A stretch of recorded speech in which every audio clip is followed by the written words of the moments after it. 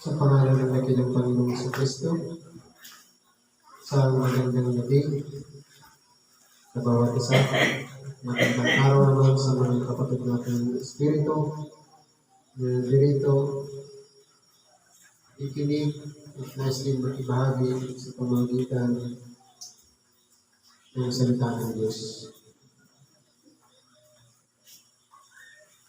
Tunay nga po na nagdirito tayo hindi lamang upang isipin natin ang ating sariling kalagayan na tayo ay magkakaroon ng bahagi sa sakripisyo.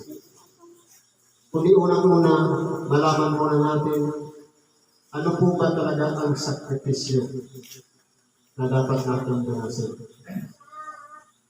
Siguro, pagkariwan natin narinig, ang sakripisyo ay pagpapasang ng sarili nating krus.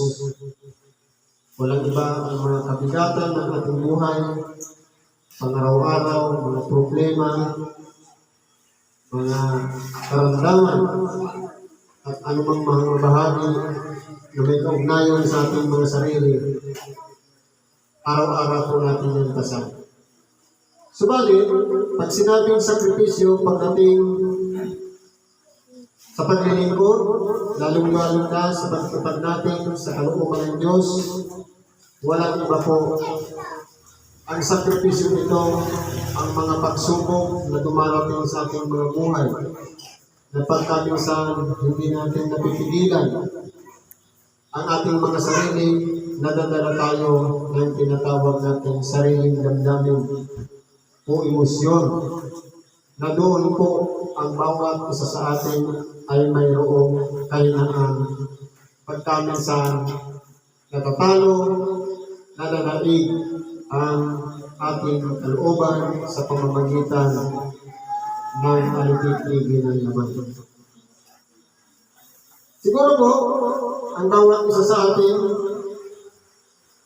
ang hinihintay natin, ano kaya ang mga susunod pang mangyayari? Ito na po yung umpisa ng pagbubukas na tayo po ay magkaroon man lamang ng kahit kaunting bahagi sa binanas ng ating dakilang Panginoon. Yung tubusin ang isang libutan, ang lahat ng mga naniniwala at nananalig sa Kanya patungo sa tiyak na katahimikan. Tinubos tayo sa pamamagitan ng Kanyang dugo na walang katumbas na halaga. At kumbaga, kung hindi bumaba ang ating dakilang Panginoon, marahil sigurado ang ating kapamakan. Subalit dahil nga sa pag-ibig ng Diyos, tayo ay kinahabagan lamang. Kaya wala po tayong maipagmamalaki sa harapan ng Diyos. Sapagkat tayo ay naging bunga lamang ng Kanyang mga pag-iisip, ng Kanyang mga bagay na nais mangyari sa mga tao, sa kalahat ng Kanyang nilikha, na walang iba, nilikha tayo para luwalhatiin Siya sa Kanyang pangalan, para papurihan, at para sambahin. Kaya po, tayo ang pinakatungkulin ng tao, walang iba ang sumunod. Subalit kung hindi po natin nalalaman ang mga kautusan o ang mga bagay na dapat natin susundan, marahil tayo ay magiging katulad ng mga hindi na walang nalalaman sa kautusan. Subalit, bilang po tayo mga tinawag ng Diyos sa pamamagitan ng Kanyang mga salita, ito na po yung panahon na kinakailangan natin bubuksan ang ating mga talinga, ang ating mga pag-iisip, ang ating mga kalooban, nang sa ganun magkaroon tayo ng kaugnayan sa pamamagitan ng pakikinig man lang ng salita ng Diyos, na ito'y pumasok sa ating mga puso at isusulat na sa ating mga puso ang salita ng Diyos na sa natin maging gabay sa ating pang-araw-araw na pamumuhay. Tuhin natin ang nayon po sa sitas na parang itong ito ng nauna. Nalang ikatlong araw na, ay nagkaroon ng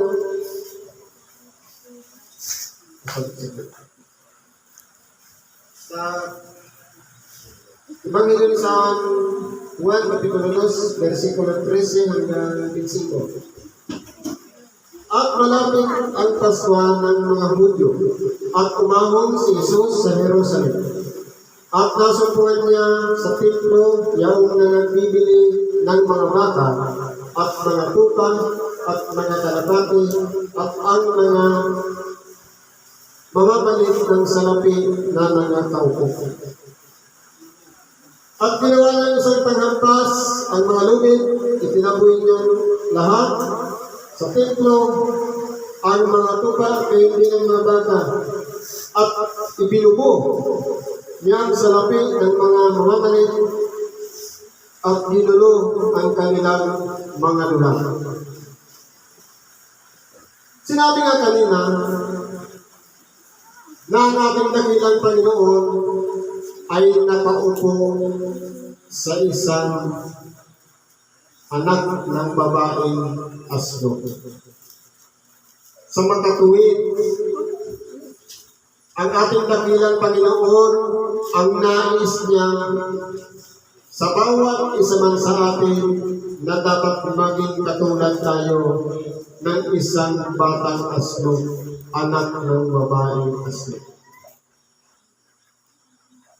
Kung tayo nga ay magiging katulad niya, karapat-dapat ba tayo sa isang makapangyarihan sa lahat na siyang sasakop ng ating pagkatao, ng ating buhay?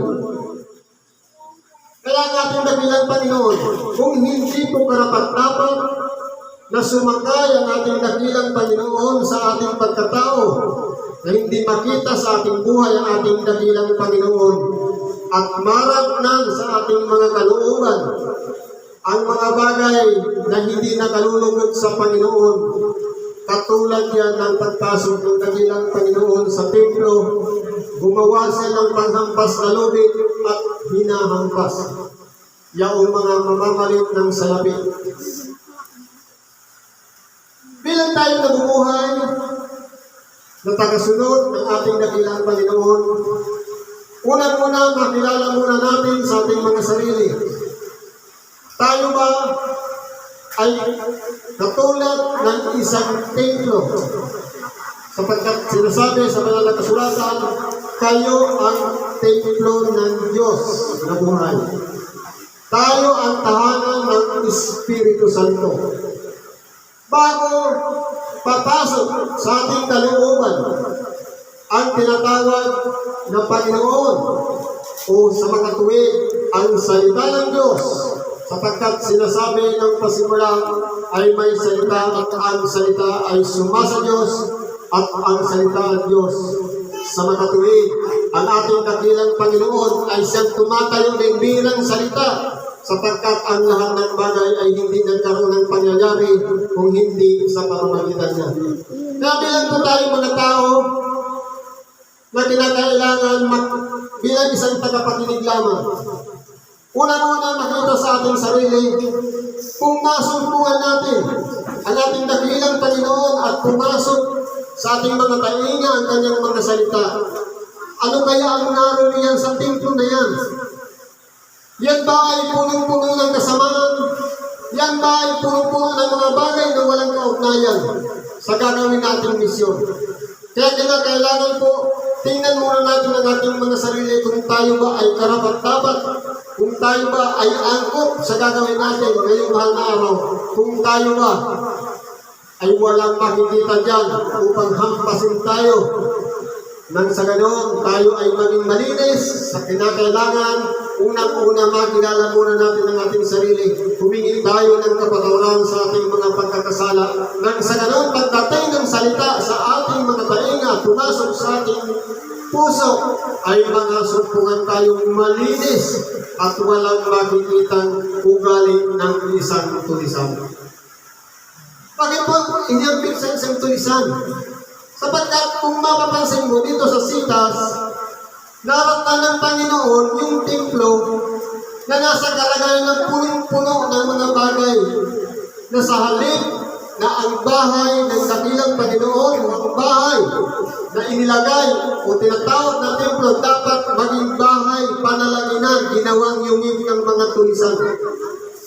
Tanungin po natin ang ating mga sarili. Kung tayo po yung templo na yun, ano po kaya ang naririyan? Yan ba ay pustos ng kabanalan? Yan ba ay pustos ng pag-ibig?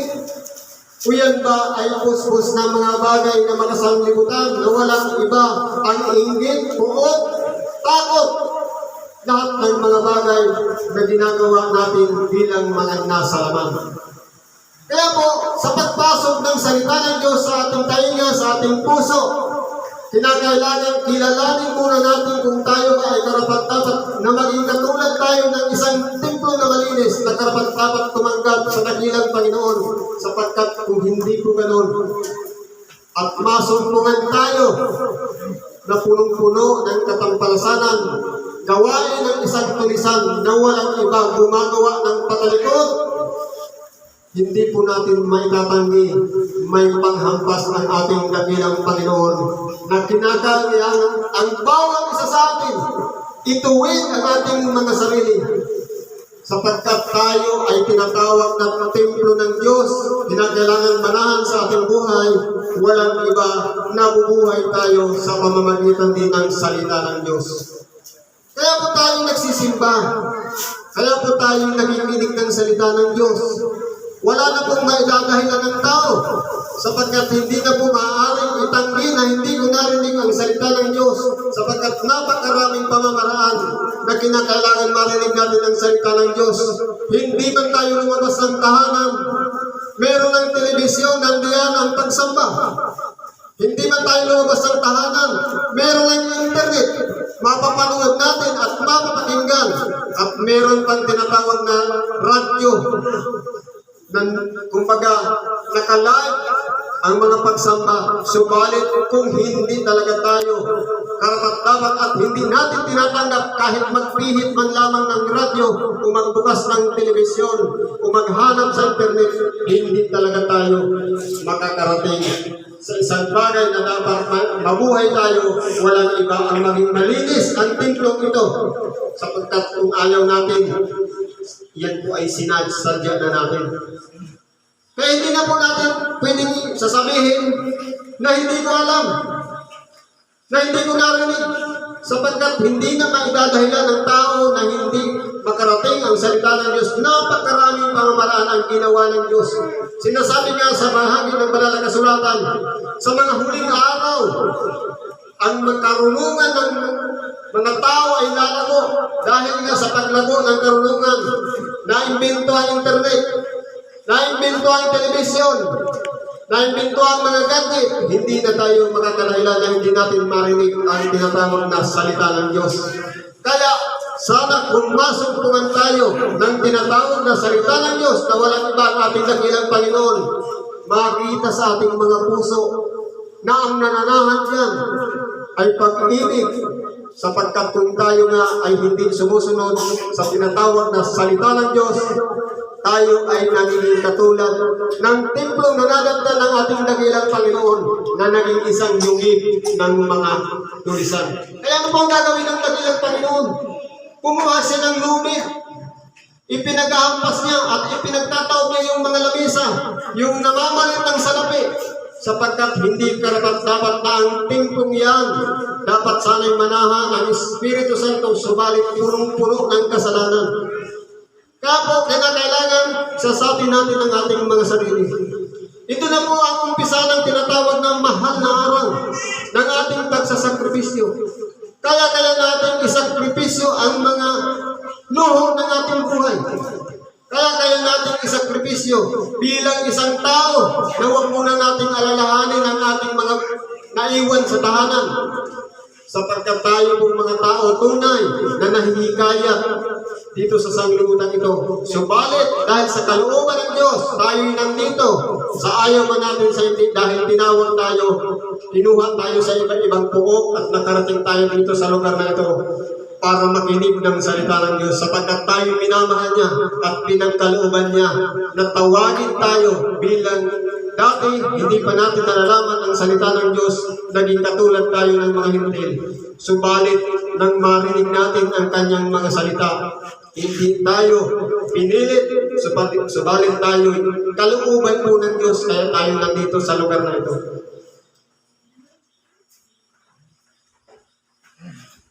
At sa mga nagbibili ng kalapati ay sinabi, alisin ninyo rito ang mga bagay nito.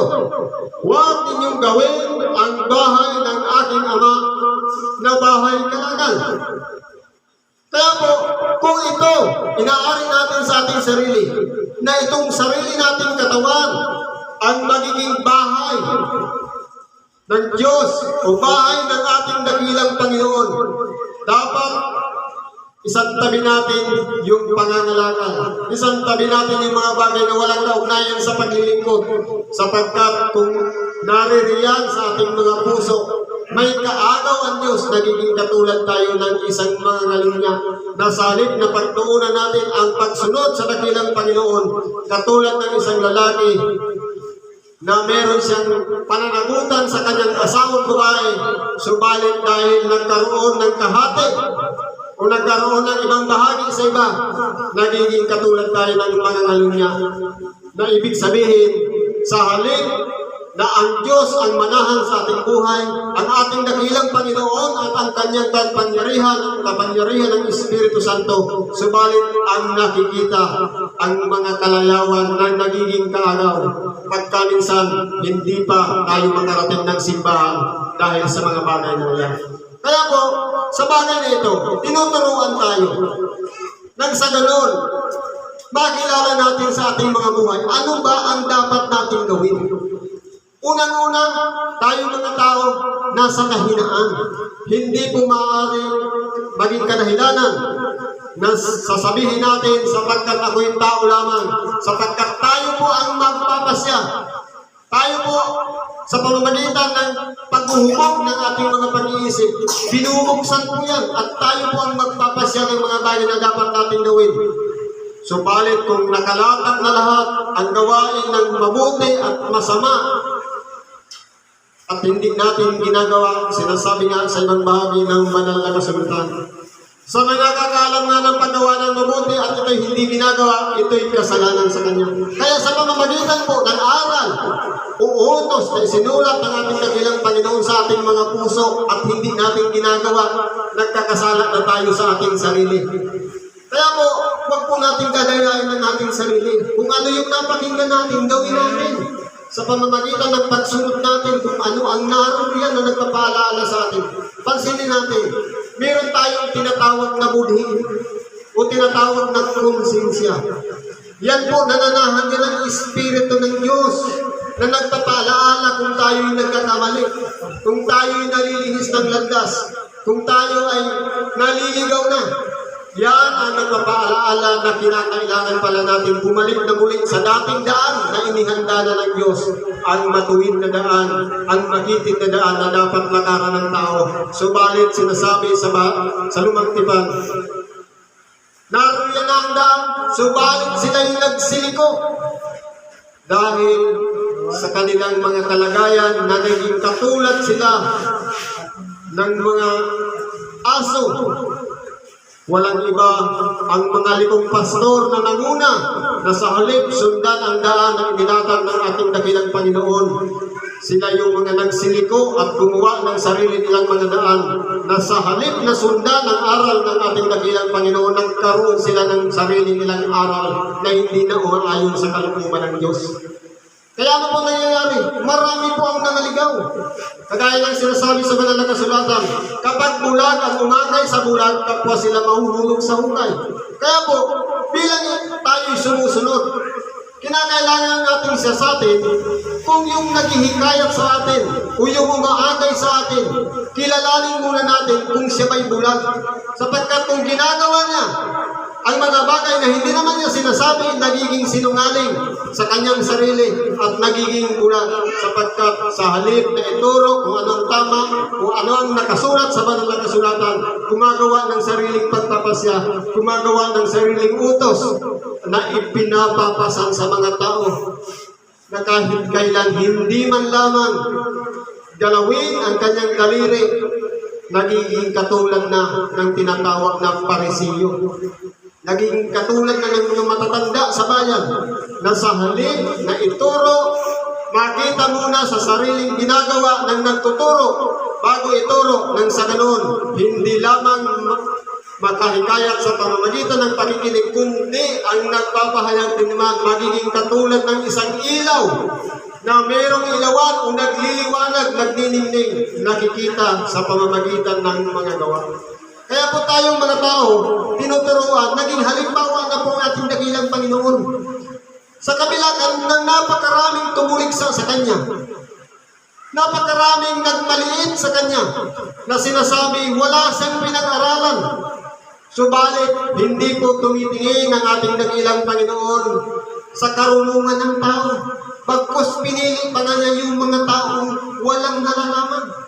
Yung mga mangmang dito sa sanglibutan, yun ang ginamit ng ating dakilang Panginoon nang sa ganon puspusin ang karunungan, sapagkat ang karunungan ng Diyos ay hindi po maabot ng pag-iisip ng tao, sapagkat ang isip ng tao ay mayroon lamang hangganan, mayroon lamang limitasyon, at hindi natin magagawa ang mga bagay na gustuhin man natin kung hindi kasama ang ating dakilang Panginoon. Kasama ang kanyang kapangyarihan na naririyan sa ating mga sarili, na siya ang gumagawa sa lahat ng mga bagay na hindi natin magawa nung tayo ay nasa lamang pa. Kaya po tayo bilang tinuruan na inilatag na lahat ng mga dalaanan. Nakapasok na tayo sa pintuan na makipot. Subalit, nakita lang natin ang ating kapatid, natisod na tayo. Nakita lang natin ang ating kapwa. Nahikayat na tayo, na sa halip na magpatuloy, gawin natin kung ano ang naayon sa kalooban ng Diyos. Tayo ay natatakot, na sa halip na magpatuloy tayo sa paglilingkod, nanghihina tayo, nasusubok tayo, nakakaig tayo. Kaya kinakailangan po, tingnan muna natin ang ating mga sarili. Sinabi kanina, sumakay ang Panginoon sa isang asno. Tayo po yung asno na yun, na kinakailangan makilala natin ang ating mga sarili. Dapat ba ang ating dakilang Panginoon sumakay sa asno?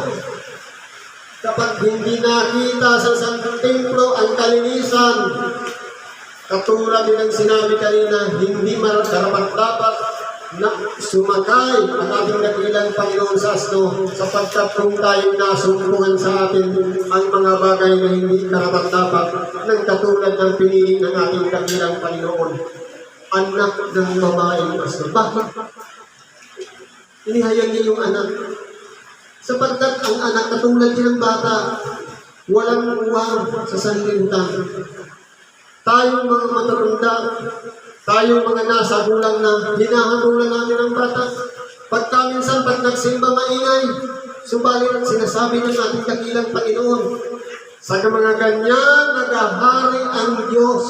Subalit tayo po, sa halip na bigyan natin ng kalayaan ang mga bata, nagsinasaway natin, diyan nananaman ang ating dakilang Panginoon sa mga tao na ganyan, sa mga bata, na musmus pa lamang wala pang uwang sa sanglibutan. Subalit, sinubukang natutokso. Hindi ba kayo yung mga magulang na sa halip na hayaan lang ang bata, sapagkat sa kanila nagahari ang Diyos. Subalit kung pinipigilan natin ang paghahari ng Diyos na sila'y masayalan, na walang galit sa kanyang mga sarili, walang bukod, walang takot, lahat ginagawa, alalahanin natin, tayo po ang nagkakasala at hindi ang bata, bagamat sinasaway natin sila. Kaya maging katulad tayo sa bata, katulad din ng batang asno, na malinis pa, karapat-dapat pansakyan ng ating dakilang Panginoon. Kaya po, sinasabi ng ating dakilang Panginoon, kung sino man ikangan hindi magiging katulad ng isang bata, hindi siya makapapasok sa kaharian ng Diyos. Ibig sabihin, kinakailangan natin maglinis ng ating mga sarili. Sapagkat ang isang tao na nasa gulang na, nagkakasala na, nagagalit na, nagkakaroon na ng buot sa sarili at sa kapwa. Subalit, ang ating dakilang Panginoon, nung nakita niya't nasumpungan ang templo, naroon ang namamalit ng salapi, naroon ang mga nagbibinta o namimili at mamimili ng mga baka, ng tupa, ng kung ano-anong mga hayop. Gayahin natin yung galit ng ating dakilang Panginoon sapagkat ang galit kinakailangan. Masanay tayong magalit kung ang ginagawa ng ating mga anak masama. Pero kung mabuti naman ang ginagawa ng ating mga anak, huwag tayong magagalit. Dapat nga ipagkatuwa pa natin sapagkat ang ating mga anak ay hindi nagkakamali, hindi nagkakasala. Ganyan po dapat ang nasa isipan ng bawat tao na sumusunod sa ating dakilang Panginoon. Sapagkat wala po tayong karapatan husgahan ang ating mga anak. Wala po tayong karapatan husgahan ang ating kapwa, ang ating kapatid. Sapagkat tayong lahat ay tagasunod lamang. Tayong lahat ay nasa ilalim ng kapangyarihan ng Diyos na pantay-pantay. Walang higit, walang nangunguna, kundi lahat tayo pinagkaluban niya na tawagin kayo'y magkakapatid sa makatuwid, walang naglalamang, walang marunong, walang mangmang, walang matalino, walang hintil, walang hudyo. Lahat tayo ay pantay-pantay sa paningin ng Diyos. Subalit bakit marami po sa mga panahon ngayon ang nagmamalaki? Nakakaalam lang ng kaunting bagay patungkol sa krus. Kasulatan o kautusan ng Diyos, nagmamalabis na. Alam na lahat ang sinasabi sa mga kasulatan. Subalit, alalahanin natin ang kakayahan ng pag-iisip ng tao. Wala pa sa kalingkingan ng kakayahan ng pagpapala ng Diyos. Ginagawa niyang matalino ang isang mangmang kahit walang pinag-aralan. Dahil sa karunungan nagmumula sa Diyos ang mga bagay na hindi may paliwanag sa pamamagitan ng pag-iisip. Kung daladala natin ang salita ng Diyos sa pamamagitan ng kanyang kapangyarihan na ipapaliwanag yan, bagamat hindi pinag-aralan, nabasa lamang dahil ang kapangyarihan ng Diyos ay nananahan sa ating buhay at siya ang nagpapahayag ng nais ng Diyos na kinakailangan marinig ng bawat isa sa ating na nakikinig ng salita ng Diyos. Sinabi na po dito, napag-aralan ng kanyang mga alagad ang nasusulat. Kakanin ako ng sikap sa iyong bahay. Ang mga Hudyo nga ay nagsisagot at sa kanya'y sinabi, anong tanda ang may papakita mo sa amin yamang ginawa mo ang mga bagay nito? Totoo po. Tunay na ang mga Hudyo. Bagamat marami na silang nalalaman sapagkat sila'y nasa ilalim ng kautusan ng Hudismo, tapat sila sa pagsunod sa mga aral at utos na nagmula kay Moises. Subalit, kung pag-aaralan natin, wala kahit ni isa man sa mga Hudyo ang nakakilala sa ating dakilang Panginoon.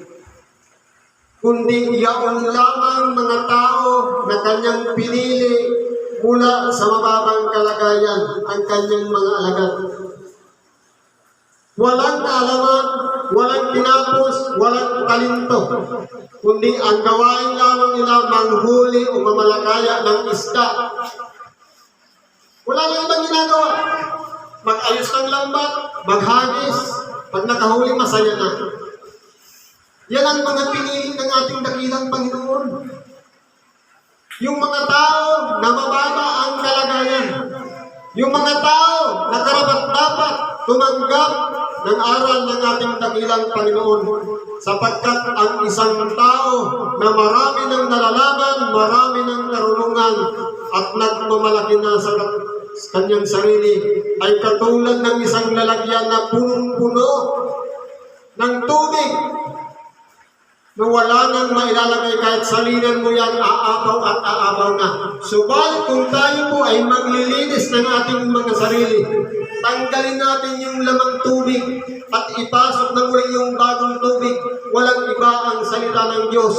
Palitan natin yung mga karunungan dito sa sanglibutan sapagkat yan ay walang pakinabang Yan ay nagmula din naman sa karunungan ng mga tao na nagpasalin-salin at pinagsama-sama at ilagay sa libro.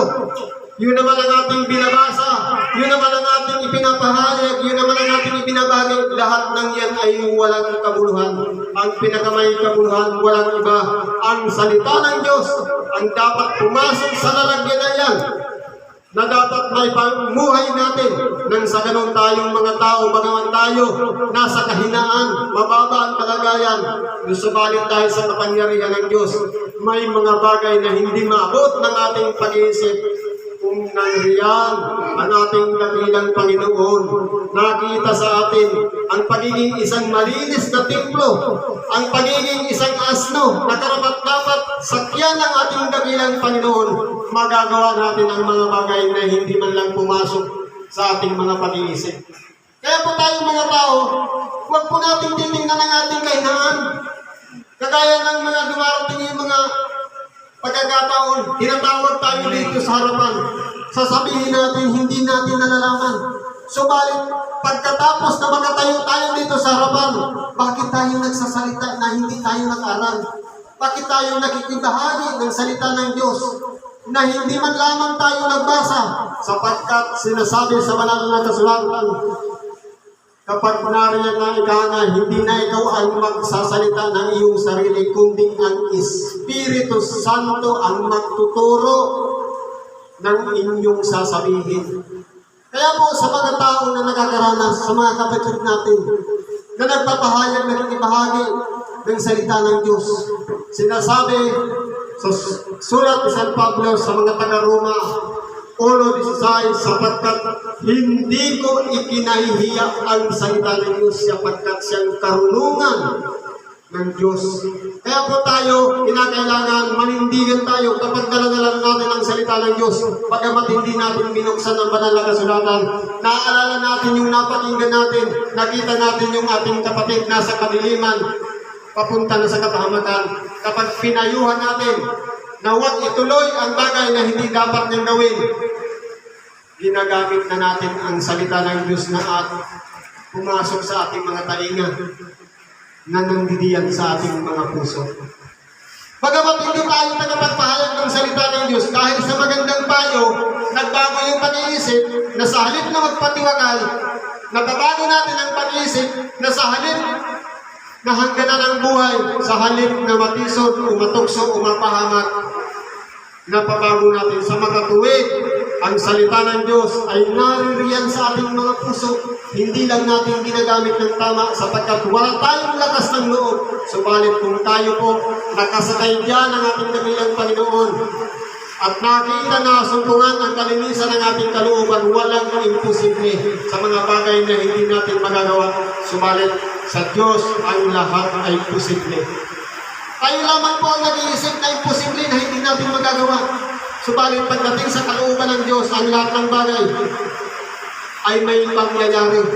Sinasabi na po nito, sumagot sa Isos sa kanya sinabi, igiba ninyo ang timplong ito at aking ipatayo sa 3 araw. Sinabi ng mga Diyos, 46 na taon ang pagtatayo ng templong ito at itatayo sa 3 araw. Katapat, sinasalita niya ang tungkol sa templo ng kanyang katawan.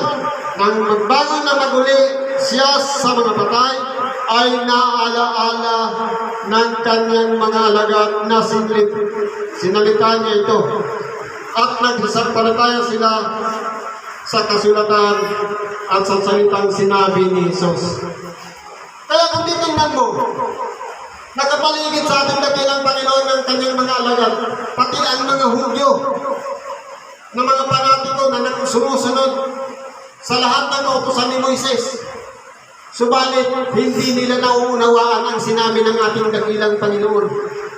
Igiba ninyo ang templong ito.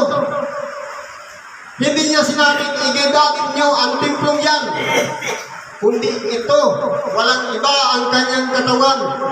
Nagtunay nga nagkaroon ng pangyayari. Mapalad pa nga yung mga espiritong masama na nung makita na ang ating dakilang Panginoon na papalapit, ano ang sigaw ng mga espiritu na umaali doon sa mga tao? o sumasapi doon sa tao. Ikaw na anak ng Diyos ng kataas-taasan, naparito ka ba upang kami buksain? Mabuti pa yung Espiritu na kilala ng ating dakilang Panginoon. Subalit yung mga Hudyo na umaasa na darating ang Mesiyas at pati yung kanyang mga alagad, hindi siya nakilala.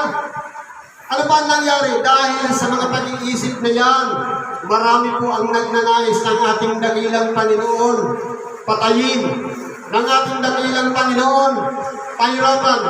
Ano po ba ang nangyari? Tayo po bilang nasa pag-alala, kung maalala natin, tayo ay nasa pagkikibahagi naman ng pagdiriwang ng kahirapan ng ating dakilang Panginoon. Subalit kung sino pa yung mga pinagaling, sino pa yung binangon sa mga patay, sino pa yung binuksan ng mga pag-iisip, sino pa yung nakarinig ng mga bingi, yung mga bulag nakakita, siya pa ang sumigaw ng ipako sa cross, ang ating dakilang Panginoon. Kaya sinabi na ng unang ng ating dakilang Panginoon, igiba ninyo ang timplong ito at itatayo ko sa ikatlong araw. Tunay nga po nagkaroon ng pangyayari na ito na yung inaalaala natin sa loob ng 3 araw na buhay na maguli ang ating dakilang Panginoon. Kung bibigyan lang natin ng pansin ang kalagayan na ilalagay natin sa ating mga sarili, na walang iba man na sukat kapulutan ng kaligtasan dito sa ibabaw ng sanglibutan, sa pamamagitan lamang ng ating dakilang Panginoong Jesucristo. Kaya po tayong mga tao, wala po tayong ibang pagbabatayan ng ating kaligtasan, kundi ang ating dakilang Panginoon lamang. Tayo lang po ang pinili sa lahat ng mga nilalang na bumaba ang ating dakilang Panginoon. Hindi siya bumaba sa kalagayan ng ibang kalagayan, kundi nagkatawang tao siya. Pinili niya yung isang tao, nakitulad siya sa mga tao, nakitulad siya sa isang salarin, katulad ng isang alipin na naging masururin hanggang sa kamatayan sa krus. Kaya po tayo nagkikipag-aral ng salita ng Diyos. Sinasabi sa bahagi ng kasulatan, sa mga panahon ngayon, nariyan na ang Antikristo. Ano ang sinasabi sa banal na kasulatan? Sa nagpapahayag na ang ating dakilang Panginoon hindi na parito sa laman, siya ang Antikristo. Sa makatuwid, kilalanin natin ang ating dakilang Panginoon. Mula sa kalagayan bilang isang Diyos, naging isang tao at bumalik na muli sa kanyang kalagayan. Yan ang totoong nagpapahayag na ang ating dakilang Panginoon. Tayo ay sumusunod sa kanyang utos. Subalit, kung ilalagay natin ng ating dakilang Panginoon, hindi niya naranasan ng isang tao, kundi ibinilang lang natin na Diyos kulang. Sapagkat sinasabi ng Apostol San Juan, sa sino man ibangay nagpapahayag ng ating dakilang Panginoon, nabuhay bilang isang tao, yun ay kay Kristo. Subalit, yung nagpapahayag o hindi nagpapakilala na ng ating dakilang Panginoon, hindi nabuhay bilang isang tao, yaon ang Antikristo. Kaya dapat sasabi natin ang ating mga sarili, kinakailangan sa pamamagitan ng pakikibahagi ng salita ng Diyos, maunawaan natin na ang ating dakilang Panginoon mula sa kanyang dating kalagayan, pumasok sa sanlibutan at inihanda ng Diyos ang kanyang papasukan.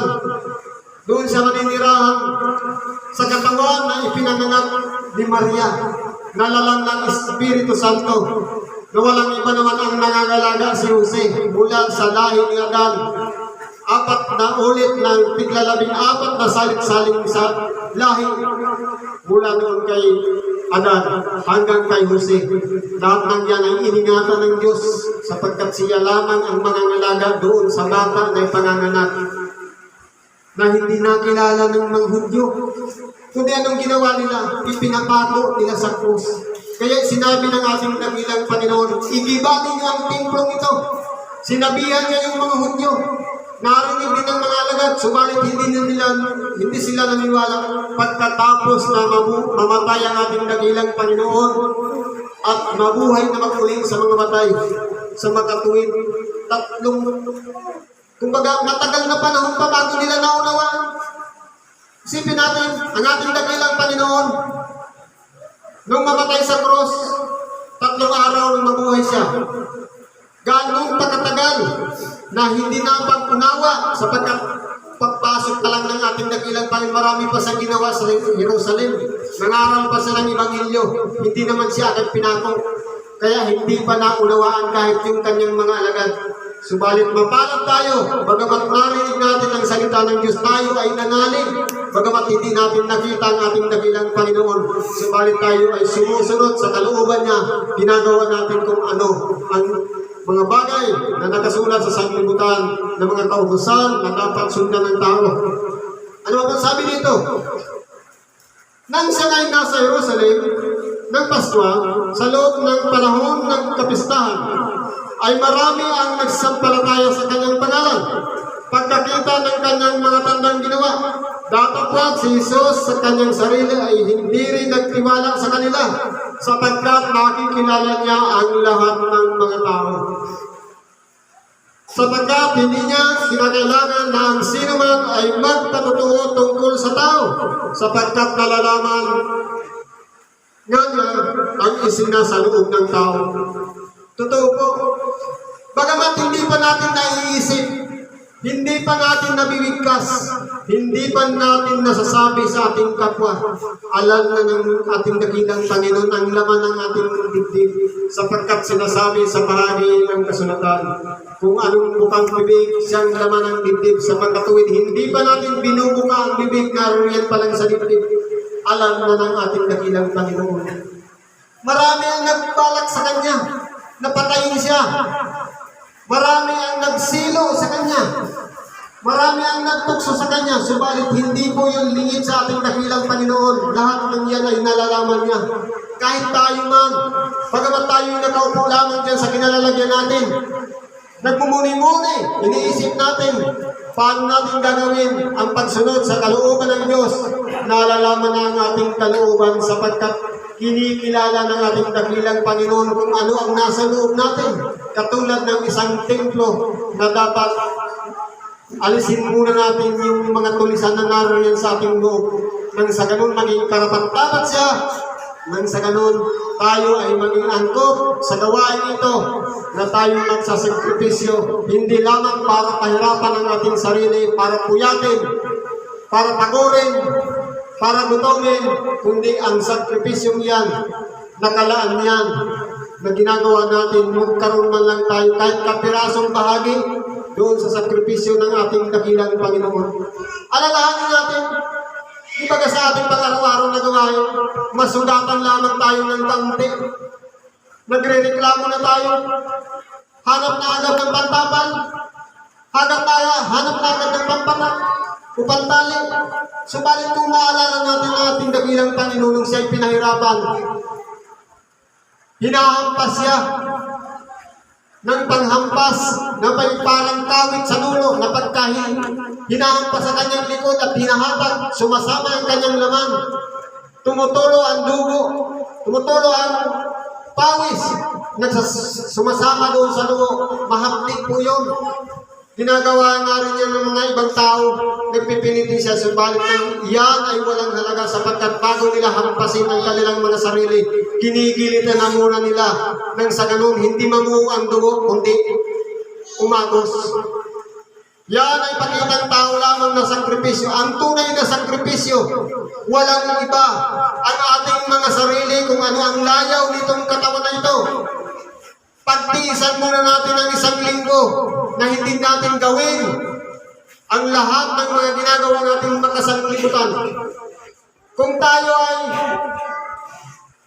nagiinom o manglalasing, pagtiisan muna natin 1 linggo, huwag mag-inom. Kung tayo ay nagsusugal, pagtiisan muna natin 1 linggo, huwag magsugal. Yan ang mga sakripisyo na kinakailangan nating pagtiisan. Yan ang mga bagay na dapat makita sa ating sarili na kahit kapirasong panahon, kinakailangan natin pagpaunan ng pansin sapagkat tayo rin ang makikinabang yan. Subalit, kung tayo po may katigasan ng ating kalooban na sinasabi, kung marinig na ikaga ninyo ang kanyang tinig, huwag na ninyong papagmatigasin ang inyong mga puso. Sa makatuwid, kinakailangan natin magpakumbaba. Tanggapin natin ang salita ng Diyos. Ipasok natin sa ating mga tainga. Huwag natin palabasin sa kabila. Bagkus, manahan dyan sa ating mga puso, sapagkat yan po ang templo na kinakailangan. Mapasok ng ating dakilang Panginoon. Manirahan dyan. Manahan dyan.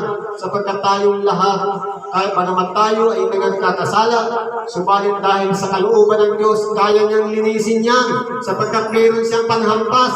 Walang iba ang salita ng Diyos, na kapag narinig natin ang kanyang salita, tayo ay nakakarating sa tinatawag na pagsisisi. Naiiyak tayo, naluluha tayo dahil sa ating mga kasalanan na nariyan sa ating mga sarili.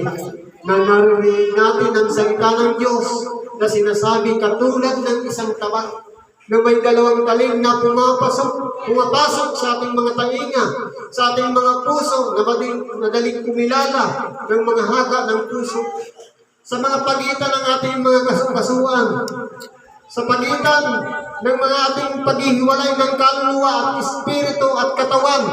Pumapasok yan ang salita ng Diyos sa mga tuwid. Hindi po tayo makakalingit sa ating dakilang Panginoon. Lahat ay nangakikilala niya kung sino man ang gumagawa ng kanyang kalooban. Kaya po, ito na po yung panahon. Binubuksan na natin ang gawain ito.